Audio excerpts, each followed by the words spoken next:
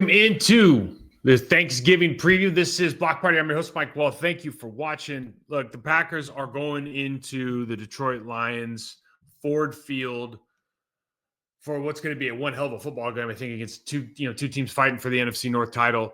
And listen, this could be an epic matchup on Thanksgiving. We've got two really good football teams. The Lions offense is an absolute juggernaut. Dan Campbell's taken over the play calling over the last couple of weeks over from John Morton, the former offensive coordinator. Obviously, losing your two coordinators, Ben Johnson and obviously Aaron Glenn, going to the Jets, has had different results on both sides of the football. But the reality is, for all of that, the Detroit Lions are averaging 29.6 points per game. They're good for second in the league. They average almost 140 yards on the ground.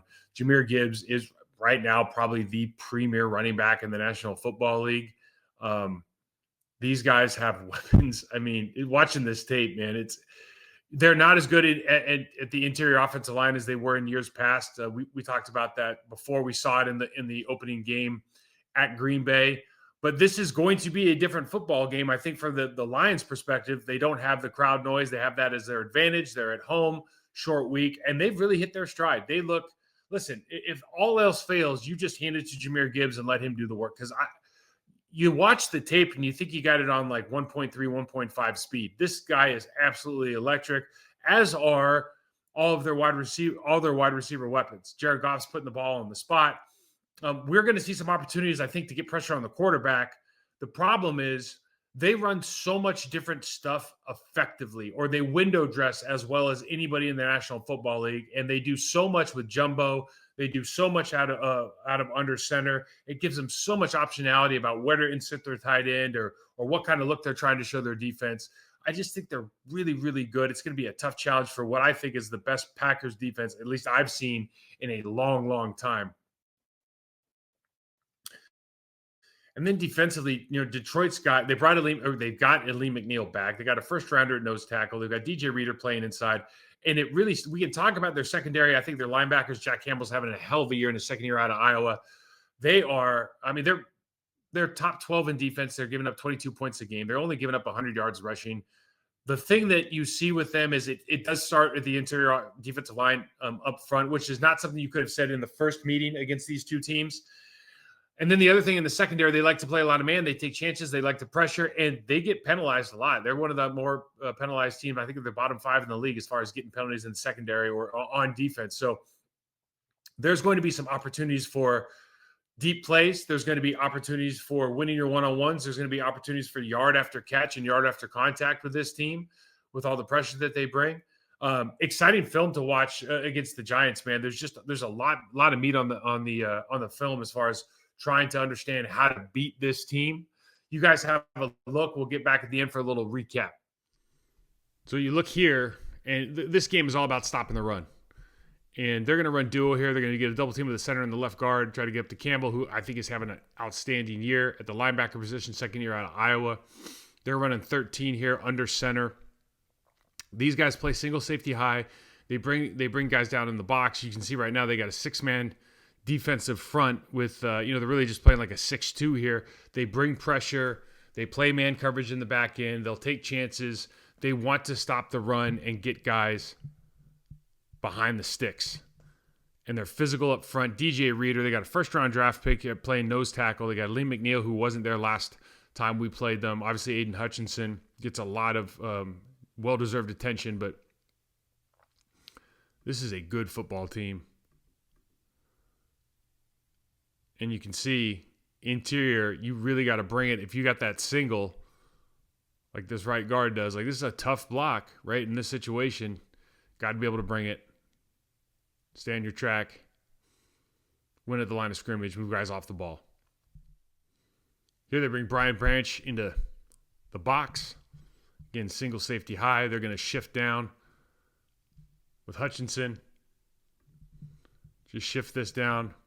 Bring him at the line of scrimmage to attack immediately. They've got a beat on where this ball's going, so they want to attack at the point of they want to attack that tight end at the point of attack. Get him off his spot. They do these little half stunts inside sometimes to get on the proper edge. You'll see it at this 3 technique position. We're just going to do kind of a half slant, half stunt, and then attack that A gap. Both linebackers, extremely good football players.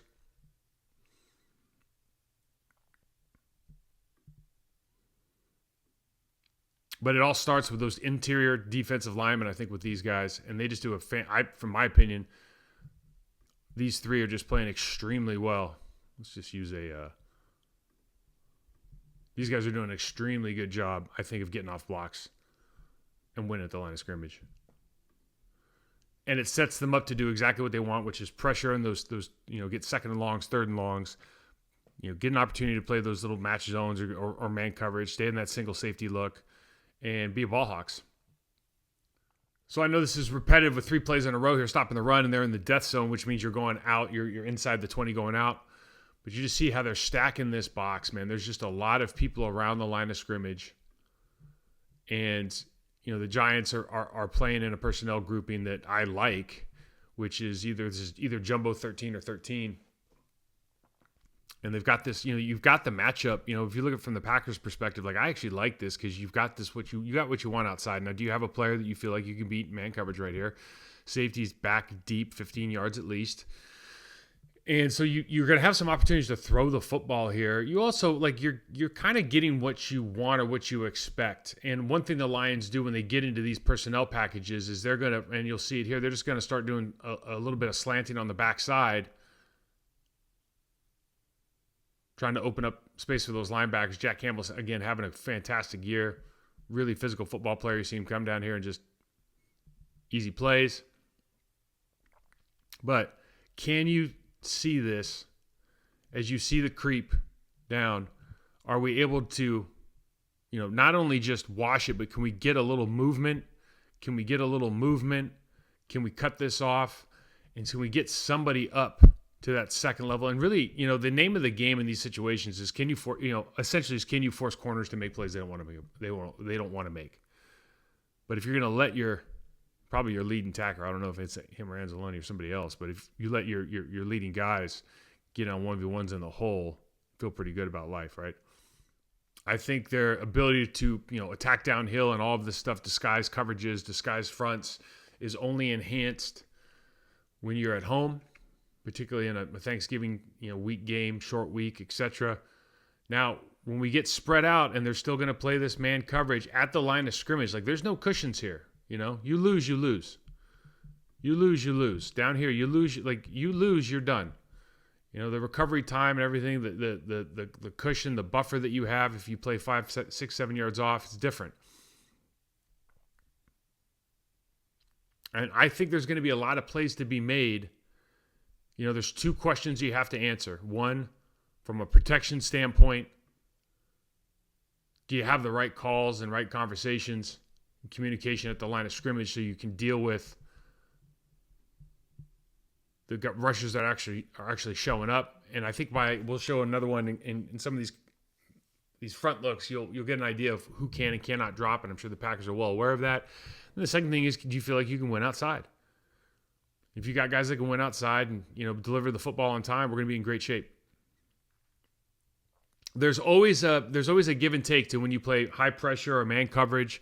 It's a feast-famine thing. Obviously, they feel like they're going to do more feasting than famine. But the other side of that, especially when you think about slanting at the line of scrimmage or running these different pressure looks, is there are spaces that are wide-ass open on the field. Whether you're talking about run or pass, and it's just a question of do you execute and create that either time for the quarterback or space for that running back. Under center double wing here, play action look. You see they're going to have the deep crosser on the concept that we see from every team, which is just run him down. Then we got the deep crosser coming over, guy in the flat. And even if they're running some sort of robber or poach look in the middle with that safety, those deep crossers, man, they are just really difficult to keep up with. So it's all about time. That's why the under center stuff's so good. It creates time for that quarterback, better pocket for the offensive lineman. Quads, look, I just wanted to show this, and this is one of those things you look at and you go, all right, how are they going to run this? They've got one over the top. They've got 2 in here. Obviously, Campbell's going to have to get involved because they've got, a quads look over here. They're going to get one-on-one coverage. They've got two safeties back, passing situation. But how are we going to handle this? This is something that you pick up off tape. All right, what are we trying to take away? The ball could be out now. You want to beat this safety. The ball's going to have to come out fast as soon as they understand this is going to be the flat defender. Run like a cover 2 over here. I think they're going to end up hitting this player. The other thing you talk about Detroit, we'll see this at the end of the play, is, man, they love to bang. Branch loves to bring the violence. I mean, they are a highly penalized team in the secondary. Got to expect it, got to take advantage of it. Another under center look. They're going to go into double wing here. And when you're running pressure, man coverage in the back, first of all, let's just not act like we don't see this because it does happen. Quick play. I mean, that's a problem. But you just see there's guys, and because of that collision up front, there's guys running wide ass open. And this is what happens when you bring extra, particularly if you have a good communication with that running back or tight end who you think is staying in. And they just completely screwed this play up. And sometimes you'll see these linebackers like, all right, red run for whatever reason, and I'm following through. I'm just going to try to get to that quarterback before they get it out. But you just see there's mountains of space, and they will give up big plays against the Green Bay Packers. This is one of those yards. Obviously, you'd love to have Tucker Kraft in the game. Josh Jacobs being back would be fantastic. Obviously, Wilson in that flat you feel really good about as far as yards after catch. Straight drop back, and again, I put this play in just to show when you have single safety looks, and they start in 2, sometimes, this isn't always an indicator, but these guys are on different levels. Does that mean that, he's creeping up? Is that something that we've shown enough times on tape that we can book it? Winston sees that they're trying to rob the middle. That means that backside safety, quarterback Jordan Love's going to see this. If he sees this, he knows that backside safety's got a long-ass way to go.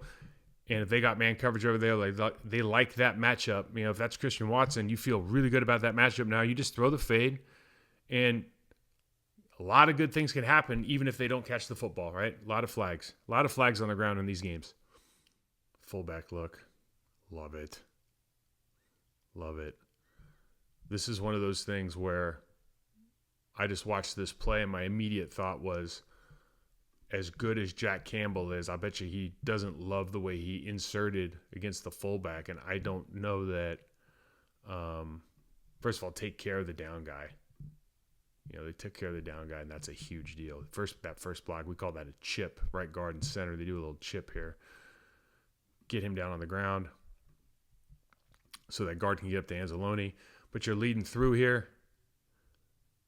And sometimes with the fullback, because they don't see these fullbacks that often. So you see Campbell here, and he could probably make the play on the running back right now.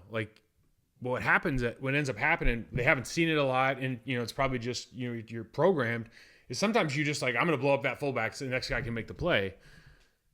And they end up turning this into a really good run. And it's not that he does anything wrong necessarily. Maybe I misspoke on that, but it's that, it's kind of what they're programmed to do instead of just going and if that's Patrick Willis back in the day when there's fullbacks, he's going through the inside thigh board and just taking this guy out, right? He's going to that's going to be a tackle for loss. And I just don't know if enough, we just don't run it enough in the National Football League where guys are used to seeing it. So therefore, their insert points are they just don't feel as comfortable.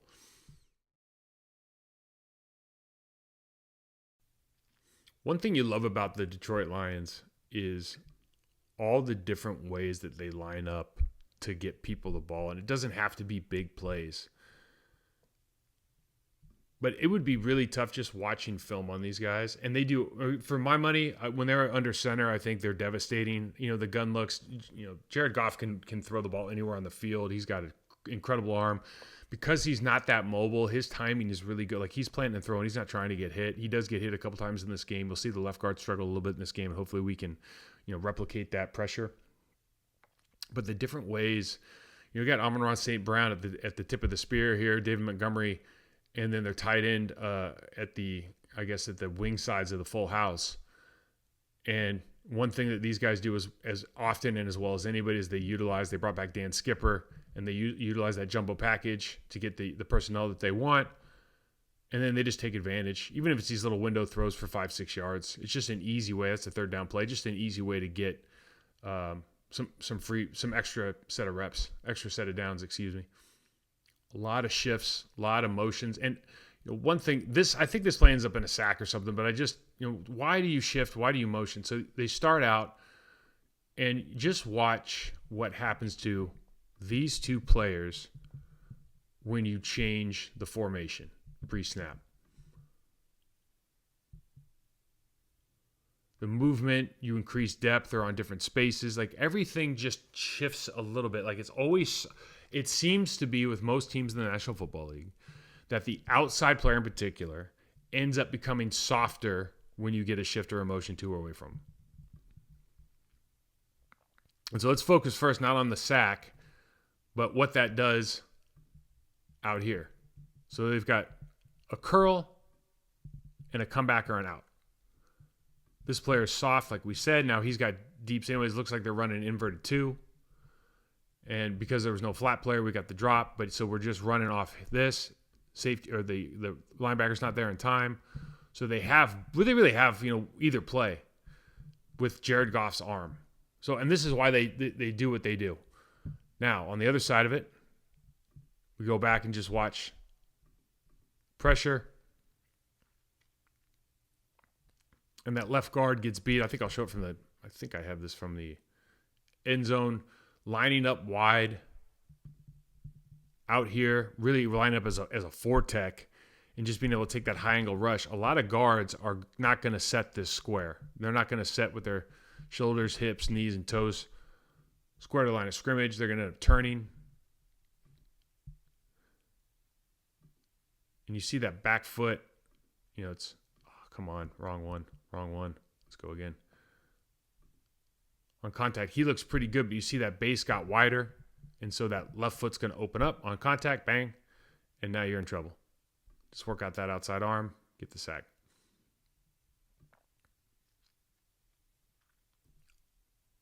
We always talk about how important footwork is on your first contact. If your first contact, you got a wide base against a big player, what happens up is you open up like a hand of a clock. So you just watch those things, study them, understand, okay, what positions on the field pre-snap do I need to get to ensure that guy's going to do that more often than not. Okay, so they're under center here, and I just think they're devastating under center with the speed they got the wide receiver position. I mean, they got, Amon-Ra St. Brown and then two guys that are absolute world, burners, Khalif Redmond, Williams. They just can absolutely scoot. And you see they're running that deep crosser as well. They just sit down Amon-Ra St. Brown in the pocket because that linebacker gets excited. We'll highlight this guy. This is what happens in the National Football League, right? You got under center looks. So this guy is like, oh, got it. And then realizes, oh, don't got it. Got to get back to hook curl. And just doesn't play out. Pockets open. Amon-Ra St. Brown's great after the catch. They've got weapons everywhere. David Montgomery in the backfield. I mean, got to respect everything they do. All right, I put this play in. This is just, this embodies the Detroit Lions for me, which is they're going to run a quick screen out on the top here on a 3rd and 11 or 3rd and goal to go. So they were on I think it was 1st and goal at the 1, or was it the 1 or the 6? I can't recall. But it ends up being 3rd and 11, and they run a little quick screen and get a touchdown. It's just one of those plays that they have belief that they can score against any situation, any scenario. And that confidence, you just see the lineman getting downfield, getting in the way. I mean, you see Penei Sewell, running looks like he runs like a damn 4.7 at 350 or 325. God, what an athlete. Just being as a person you need to get out of the way from. What a weapon. I love the way they use their tight ends. These guys are, multi-purpose players. Obviously, I think they're missing Sam Laporta, but, their backups are doing a great job. I love shifting him into the backfield. This is for the same reasons that we talked about, as opposed to putting him, if we're going to run, you could just put him over here and just run split float and cut this back. But the different looks and what that allows you to do, not only from, being under center, because you're under center now, you run the split flow, you might get involved with the quarterback. So you just put them in, back at the fullback position, different insertion point, different look for the defenders. They get to run it under center. And they've got, is he not the premier running back in the league right now, Jahmyr Gibbs? Another under center look here out of 12 personnel. When I say 12, excuse me, that's Jumbo 12. That's Dan Skipper. And they're going to use this a lot. They're really good at it. Little handoff, and this doesn't even seem fair. I mean, this is not on 1.3 speed, guys. That's how fast he is. Insane. Absolutely insane. So they get Skipper up on the line. Start his backside 3 technique doesn't. He's working pass rush, so he gets wide. Great punch out by that left guard. Get the center up on the linebacker, and the way that this guy cuts it's not even fair. Not even fair. Better human. He's a better human. They go into the gun, and like I said earlier, Jared Goff can throw the football as well as anybody, man. I mean, that seam throw is... You just don't feel safe. Now, I don't know if the Giants made the right decision here on how they did this coverage. This is another one of those looks where if you're the quarterback and you see the safety coming down to the middle, you know that this backside safety, as soon as you see this guy with his ass to the sideline, that backside safety has to get there. And Jared Goff's got a cannon on him, man. There's always something available on, every route combination. And it's just a question of the quarterback having the time to find it, in the window that it's open. And he can do that as well as anybody in the National Football League. Sometimes we talk about route combinations, or not route combinations, but route trees. Watch and how a lot of teams always are, you're kind of, it's like if you go online and go, hey, show me a route tree, you're going to see this 9-point route tree. And generally you see a lot of guys just running the route tree stuff. I think somebody made a comment about the Eagles recently about, they're running too much stuff off the route tree. This route is in, out, and then turn back to your inside hand, turning up. And, it's you're not drawing it in the sandbox, but he gets himself more open, running downhill in the window. And I don't know if some of this is just a read on the move or by design, but really, really impressive. Empty look. Offensive lineman gets beat again. And I think they brought him over from Philly, which is, it's always good to bring linemen from Philly if you want, them to perform. But we saw it earlier in the year against us. This interior is not what it used to be. They've lost a couple players. Their tackles are still really good. Penei Sewell's, elite at particularly at run blocking, maybe more than anything else, but just out athleticing everybody. But I think that left guard position, there's going to be a battle this week for the Packers of figuring out who gets to line up on him in third down situations, especially after last time. Okay, another under center, and they've got Jumbo 12 in, and they're running, wing left.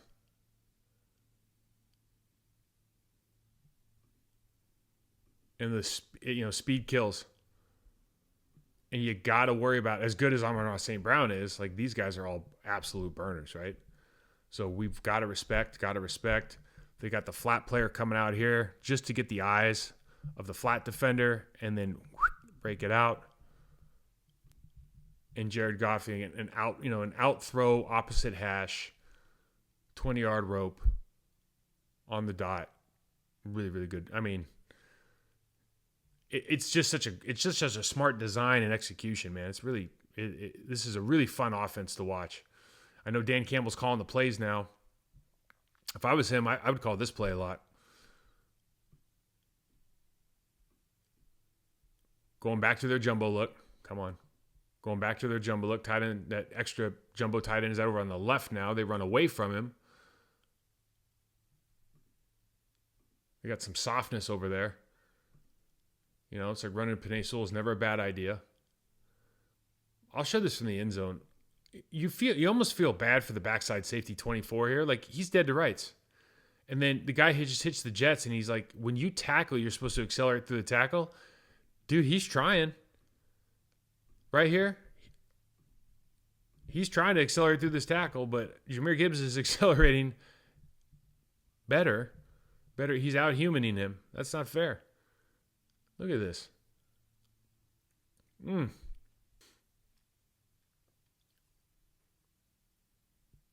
Glasgow does a great job, and this is something that, you know, you always, why do these plays work? Well, you got to win there at the point of attack. In other words, you can't get beat up field, and then you want to get some sort of stability on the backside, and they get both of them here. They're very, very well coached. Hank Fraley's done such a phenomenal job with this team. Look at the footwork by the left guard. Bang, bang. Arm extended. Decker has no problem getting there. Car crash at the second level. Sees the opening, takes the opening, and then again out accelerates. 24 is just, it just doesn't feel like it's, you know, you're playing video games. And then obviously the last play of the game for them on offense, you know, first play of overtime. And this don't even, it don't look right. 24 did not sleep well after this game. Just bad feelings. Didn't do anything wrong. Coach, I took the angle. Oh, well. We talked about it when we're talking about the Lions defense. But here you're going to see, you know, when you slant, when you bring off the edge and you don't get it, there are pockets of space for elite level running backs to make the play. Now, you might look at this from a defensive standpoint and go, hey, man, our defensive end got that tight end exactly where you want. We don't want to have to hand the ball off and jump cut right there. Or, you know, slow your roll right there. But it doesn't even matter for this guy, man. He's so fast. It's next level, man. Tough to stop.